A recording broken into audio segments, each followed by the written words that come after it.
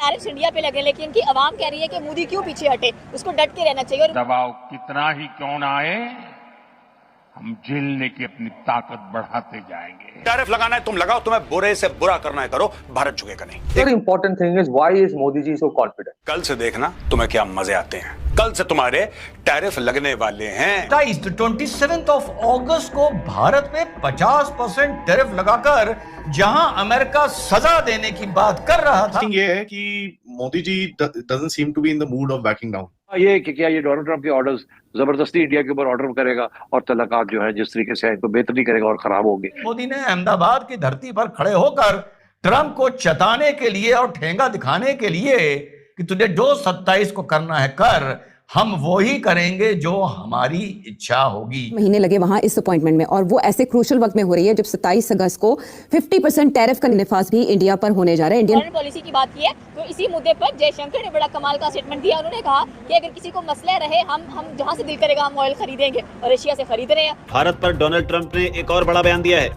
Tariff के लागू होने से ठीक पहले डोनाल्ड ट्रंप का ये बयान सामने आया है। जय हिंद दोस्तों, भारत एंड बियॉन्ड न्यूज़ में आप सभी का स्वागत है। तो दोस्तों, जैसे कि आप सभी को पता होगा कि अमेरिका के भारत पर टैरिफ लगाने की डेडलाइन करीब आते जा रही है, जिसके कारण भारत पर काफी ज्यादा प्रेशर पड़ रहा है। लेकिन अब इसी बीच टैरिफ की डेडलाइन से 2 दिन पहले प्रधानमंत्री मोदी ने एक बार फिर से साफ साफ कह दिया है कि भारत किसी के भी दबाव में नहीं आएगा और भारत अपने देश के किसानों के लिए और लोगों के लिए किसी से भी लड़ जाएगा, फिर चाहे वो कोई सुपर पावर ही क्यों ना हो। पीएम मोदी ने ट्रंप की इन टैरिफ धमकियों पर साफ साफ अपना रुख जाहिर कर दिया है कि भारत किसी के सामने तो झुकेगा नहीं, और साथ ही में भारत कोई ना कोई रास्ता निकाल ही लेगा इन टैरिफ से लड़ने के लिए। पीएम मोदी ने अपनी स्पीच के दौरान बिना नाम लिए ही ट्रंप को एक साफ साफ चुनौती भरा मैसेज दे दिया है। पीएम मोदी ने ये स्पीच सोमवार को दी थी, यानी कि टैरिफ लागू होने से सिर्फ 2 दिन पहले ही, जिसमें उन्होंने कहा था कि केंद्र सरकार किसानों और पशुपालकों के हितों से कोई भी समझौता नहीं करेगा और भारतीय सरकार वही फैसले लेगी जो भी भारत और भारत के किसानों के हितों में होंगे। भारत किसी भी दूसरे देश के दबाव में आकर कोई भी फैसला नहीं लेगा, चाहे वो फिर कोई सुपर पावर ही क्यों ना हो। वैसे पीएम मोदी तो पहले से ही ट्रंप की इन टैरिफ चुनौतियों पर अपना एक साफ रुख लेकर चल रहे हैं, और अभी उन्होंने सोमवार को ये स्पीच देकर और भी इसे क्लियर कर दिया कि भारत किसी के भी दबाव में नहीं आएगा। तो पीएम मोदी के स्पीच पर आपका क्या सोचना है, आप इस पर अपने राय कमेंट में जरूर से बताएं, और वीडियो अच्छा लगे तो वीडियो को लाइक और चैनल को सब्सक्राइब करना भी मत भूलेगा।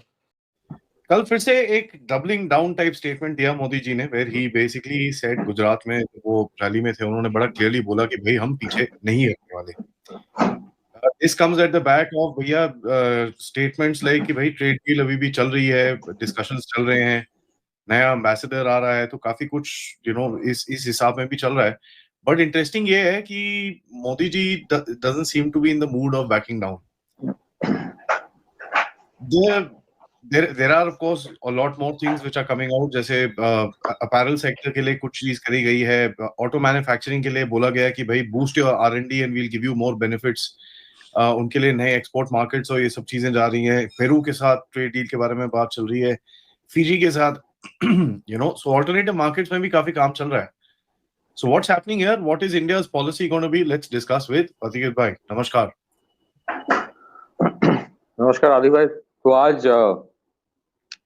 आज बेसिकली यूएस ने नोटिस इशू कर दिया है, वो 25% एडिशनल टैरिफ जो होगा वो 27 अगस्त से करने के लिए। तो ये जो ट्रम्प का मतलब, अभी तो ट्रम्प ने कुछ और भी स्टेटमेंट दिया है कि जो बिग टेक कंपनीज है वो तुम्हारे पिगी बैंक नहीं है, वो जो डिजिटल सर्विस टैक्स के ऊपर some of the countries are considering और होना चाहिए, वो टैरिफ लगाए तो अच्छी बात है, बट उनके कोई कंपनी के ऊपर कोई टैक्स लगाए तो वो पिगी बैंक बन जाता है। तो ये जो डीकपलिंग फ्रॉम यूएस है ना, ये Trump is actually facilitating it. ये एक दिन में नहीं होगा, और हम लोग जो प्रोग्राम कर रहे हैं तो कुछ आप ही के मतलब हम लोगों की ऑडियंस में कोई कमेंट करेगा तो फिर अमेरिकन कंपनीज की इसमें प्रोग्राम क्यों कर रहे हो, तो उनको बोल दो बोलने के लिए कि वो अमेरिकन कंपनीज है, वो एमएनसी नहीं है। आज जितने सारे कंपनीज है, even they are American big tech companies, they are multinational companies, उनके हर एक देश में स्टेक है। उनके लिए ये मार्केट अमेरिका से भी इंपॉर्टेंट बन जाएगा कुछ दिन। So that is why we are not operating on a American company. We are working on multinational companies, जिसमें हम लोगों का भी उतना अधिकार है। दूसरी चीज है कि सो दैट 50% टैरिफ जो आएगा, आई वाज एक back of the hand calculation जो है कि 1 to 1.5%, मैक्सिमम 1% के ऊपर ही जो इम्पैक्ट है ऑफ द टोटल जीडीपी होगा, तो 40-45 बिलियन डॉलर का इम्पैक्ट होगा। मैं दो चीज कहूंगा। पहली चीज तो है कि इम्पैक्ट भी बहुत मजेदार हो रहा है। मजेदार हो रहा है मतलब I don't not trying to mock it. Look at what is happening in US. US में जो बड़े बड़े अपैरल कंपनीज है या जो वॉलमार्ट जैसे ऑर्गेनाइजेशंस हैं, उनमें से कुछ क्या कर रहा है, they are actually reducing their markup price to absorb that tariff. मतलब कॉस्ट, टोटल ऑफ कॉस्ट बढ़ा नहीं रहा है, तो they are giving deep discounts so that this tariff is included in that price. तो इवेंचुअली अगर 10 रुपए का सामान है और 50% टैरिफ लगाने के बाद ऐसा नहीं कि वो 15% हो रहा है, 15 रुपीज हो रहा है, ज्यादा से ज्यादा वो अपना एक्चुअल प्राइस कम करके टैरिफ इंक्लूड करके 11 करने की कोशिश कर रहा है, 11 से 11.5। बट ये और क्यों कर रहा है? क्योंकि उनको लग रहा है कि ये सारे टेम्पोररी चीज, ये आज नहीं तो कल बंद हो जाएगा। क्योंकि अगर मान लीजिए कोई भी एक अमेरिकन कंपनी, मान लीजिए वॉलमार्ट अगर कोई पर्टिकुलर अपैरल या टेक्सटाइल प्रोडक्ट इंडिया से लेता है, तो जो कंपनी यहाँ पे बनाता है वो भी इन्वेस्ट करता है, और जो वॉलमार्ट है वो भी इन्वेस्ट करता है in developing that supply chain. अब वो अचानक वो सप्लाई चेन चेंज करके आप वियतनाम ले जाओगे, बांग्लादेश ले जाओगे, उसके बहुत चैलेंजेस होते हैं।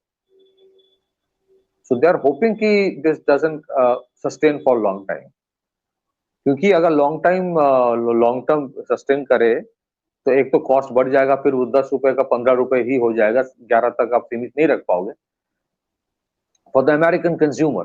And secondly, the companies will have to invest in the alternate supply chain, which is again not very easy. फिर तो प्रेशर वो white house versus wall street वाला इशू आ जाता है। फिर the other important thing is why is Modi ji so confident? देखिए, tariffs India पे लगे, लेकिन इनकी आवाम कह रही है कि मोदी क्यों पीछे हटे, उसको डट के रहना चाहिए। और मोदी अभी तक अच्छा खासा मुकाबला कर रहा है ट्रम्प का। जी, ये उन लोगों की, मैं कहता हूँ, तरक्की की रीज़न ही ये है कि वो लोग इकट्ठे होकर चलते हैं। जब उनका नेशनल इशूज़ आता है तो वो फिर पॉलिटिकल बेसिस पे अपने आप को डिस्ट्रीब्यूट नहीं करते। और अगर हम लोग भी ये चीज़ हो जाए कि जहाँ मुल्की मफाद को देखें, ये ना देखें कि हम लोग इस वक्त पॉलिटिकली किसके साथ अटैच्ड हैं। हमें ये देखना चाहिए कि इसमें पाकिस्तान का फ़ायदा है, तो हमें वो काम करना चाहिए। हम अक्सर देखते हैं कि इंडिया के अंदर काफ़ी ज़्यादा प्रेसिडेंट्स और प्राइम मिनिस्टर विजिट कर रहे हैं। अभी तक हमारे मुल्क में किसी ने विजिट किया है? हमारी फॉरेन पॉलिसी इतनी अच्छी नहीं है। हम Why? देखें, फॉरेन पॉलिसी, इसके लिए एक बाकायदा एक पॉलिसी तरतीब देनी पड़ती है। आपके पास कोई फ्यूचर का लाया अमल होना चाहिए। मेरा ख्याल है कि हम लोगों ने ना कोई गोल नहीं रखा होता। हम लोगों ने वो रखा होता है कि हमारी गवर्नमेंट ख़त्म होगी तो उसके बाद जो आएगा वो भुगते। हम लोग बस अपने टेन्योर को अच्छे तरीके से हैंडल कर लें, बात का कौम जाने वो लोग।